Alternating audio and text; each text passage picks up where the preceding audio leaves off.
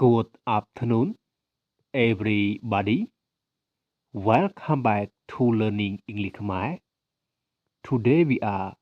learning English about how to use advice and advice in English. បាទសាយ័ន្តសួស្តីកូនទាំងអស់គ្នាសូមស្វាគមន៍មកកាន់ថ្នាក់ភាសាអង់គ្លេសខ្មែរថ្ងៃនេះលោកគ្រូបង្រៀនអំពីរបៀបនៃការប្រើប្រាស់ពាក្យ advice and advice មុនចូលដល់នៃការសិក្សាពាក្យទាំងពីរនេះសូមកូនទាំងអស់គ្នាជួយចុចពាក្យជាវឬពាក្យ subscribe ដល់ Channel YouTube របស់លោកគ្រូម្នាក់មួយផងអូខេអញ្ចឹងពាក្យទី1យើងអានថា advice សំលេងអក្សរគេអក្សរ S ខាងចុងណា advice ប្រែថាដំបូន្មានឥឡូវយើងមើលទាំងអស់គ្នានិយមន័យអញ្ចឹង advice an opinion or suggestion about what someone should do បានន័យថា advice គឺជាគំនិតមួយឬការផ្ដល់អនុសាសន៍អំពីរឿងអ្វីមួយដែលនរណាម្នាក់គួរតែធ្វើអញ្ចឹងនេះគឺជានិយមន័យរបស់ពាក្យ advice អញ្ចឹងការប្រណោនយើងយកសំឡេង S នៅខាងចុងណាគឺសំឡេងរៀងធំបន្តិចណារៀងធំបន្តិច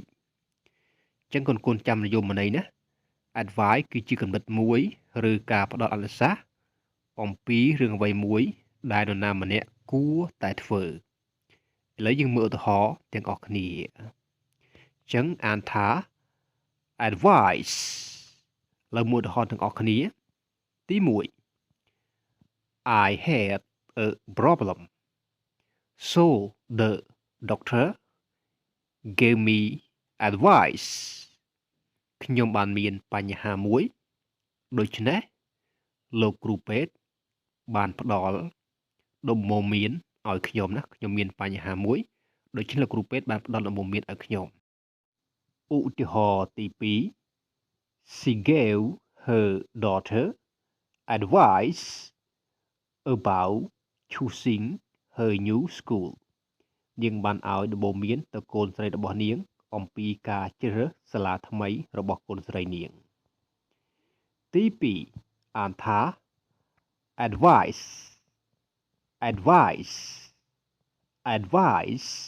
បានន័យថាសំឡេងខាងចុងគឺសំឡេងអក្សរ Z ណាអក្សរ Z គឺសំឡេងខ្សោយអញ្ចឹងថ្នាក់ពាក្យជាកិរិយាសព្ទប្រែថាឲ្យដំបូន្មាន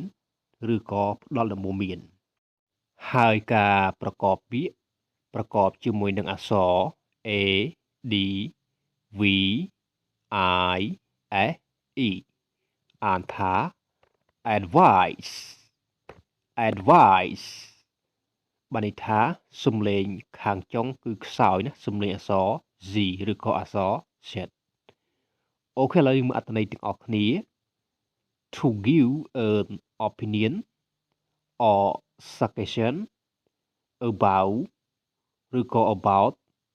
what should be done ជាលោកគ្រូសូមសម្រួលជាភាសាខ្មែរថាគឺជាការផ្ដល់គំនិតឬក៏យោបល់អំពីអ្វីដែលអ្នកគួរតែធ្វើអញ្ចឹងនេះគឺជានិយមន័យរបស់ពាក្យ advice okay everybody ជាងកូនត្រូវចាំនិយមន័យណាអញ្ចឹងរបៀបនៃការអានពាក្យគឺអានខុសគ្នាតែបន្តិចទេពាក្យទី2នេះគឺសំឡេងអក្សរ Z នៅខាងចុងឬក៏យើងហៅថាអក្សរ Z នៅខាងចុងអូខេឥឡូវមើលឧទាហរណ៍ទាំងអស់គ្នាអញ្ចឹងអានថា advice ថ្នាក់ពាក្យជាកិរិយាសព្ទប្រែថាផ្ដល់ដំបូន្មានឬក៏ឲ្យដំបូន្មានឧទាហរណ៍ទី1 I don't know what to do please advise me ខ្ញុំមិនដឹងធ្វើអ្វីទេសូមមេត្តា ផ្ដល់ដំបូន្មានឲ្យខ្ញុំផង ទី2 My father advise me on my finance ចឹងប្រែជាភាសាខ្មែរថាឪពុករបស់ខ្ញុំបានផ្ដល់ដំបូន្មានឬក៏ឪពុករបស់ខ្ញុំបានឲ្យដំបូន្មានខ្ញុំអំពីផ្នែកហិរញ្ញវត្ថុរបស់ខ្ញុំណាអំពីផ្នែកហិរញ្ញវត្ថុរបស់ខ្ញុំចឹងឪពុកខ្ញុំបានឲ្យដំបូន្មានខ្ញុំអំពីការគ្រប់គ្រងទៅលើផ្នែក